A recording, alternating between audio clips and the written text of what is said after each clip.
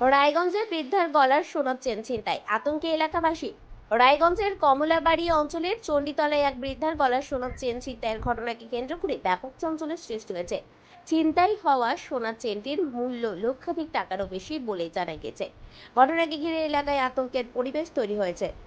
অভিযোগ, চণ্ডীতলার বাসিন্দা মালতী গুপ্তা, বয়স 65, প্রতিদিনের মতো বুধবার স্থানীয় বাজারে গিয়েছিলেন। বাজার সেরে বাড়ি ফেরার সময় বাড়ির সামনের রাস্তায় একটি মোটর বাইকে করে আসা দুই যুবক এক ব্যক্তির বাড়ির ঠিকানা জানতে চায়। বৃদ্ধা ওই ব্যক্তিকে চেনেন না বলেই জানান।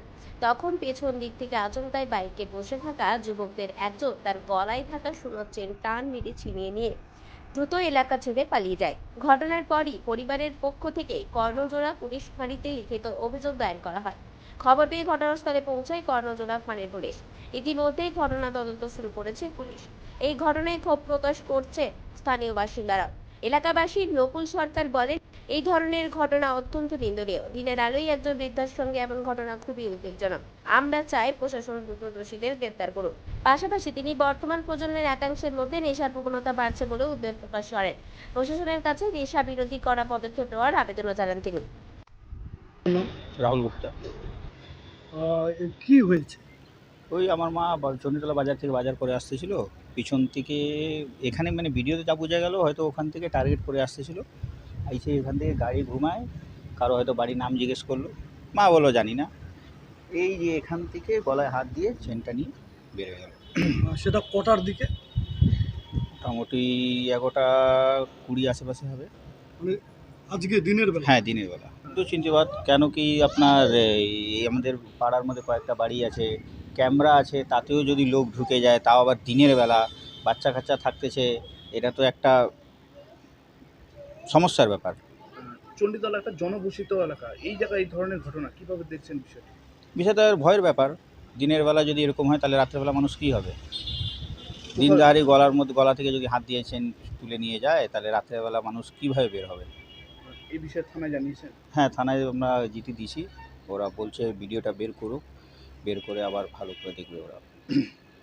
কি হোক, ধরা পড়ুক, যে নিয়ে গেছে তাকে ধরা পড়ুক, ধরুক তাকে। বাইরের তো হবে না, আশা করি আশেপাশেরই হবে। আমার নাম নকুলচন্দ্র সরকার। খুব একটা নিন্দনীয় ব্যাপার এটা। এইভাবে যে ঘটনাটা ঘটা, মানে আমি বাজারের সামনে ছিলাম, আমি বাড়িতে ছিলাম না, আমি আমার দোকানের সামনে দাঁড়ায় আছি। মানে যার হার ওই দিদি বাড়িতে ঢুকতেছিল, ঢুকতে গিয়ে একটা পিছনে মোটর বাইক ওনার পিছনে পিছনে আসছে। আসার পরে ওনাকে ফলো করেই আসছে, করতে করতে আইসা ওনার বাড়ির গেটে আইসা ওনাকে জিজ্ঞাসা করে, দিদি অমুকের বাড়ি কোনটা? তখন উনি বলছে, এইখানে তো কোনো কারোর বাড়ি আমি চিনি না। এইভাবে বলতে বলতে ওনার গলার হার ছিল, হারটা ছিনতাই করে নিয়ে পালাইয়া যায়। আর দুনিয়ার পাতা ঘুরগুলা ঘুরতেছে, আসতেছে, যাচ্ছে। এদেরকে যদি সাবধান করা যায় তাহলে মোটামুটি এইগুলা আটকানো যায়। কিন্তু আমরাও বুঝতে পারি নাই, এইভাবে আমাদের বাচ্চা কাচ্চা বাড়ির নিচে থাকে, তার মধ্যে থেকে এইভাবে করে ঘটনাটা ঘটায় নিয়ে চলে গেল। এর পরবর্তীতে আরও যে কারোর সাথে এই ঘটনা ঘটতে পারে? হ্যাঁ, ঘটতে পারে, কিন্তু এইটা মানে খুবই নিন্দনীয় ব্যাপার। কিন্তু এইরকম ঘটনা ঘটলে তো খুব ক্ষতিকর হয়ে যাবে, কারণ এর আগেও অনেক কিছু হয়েছে।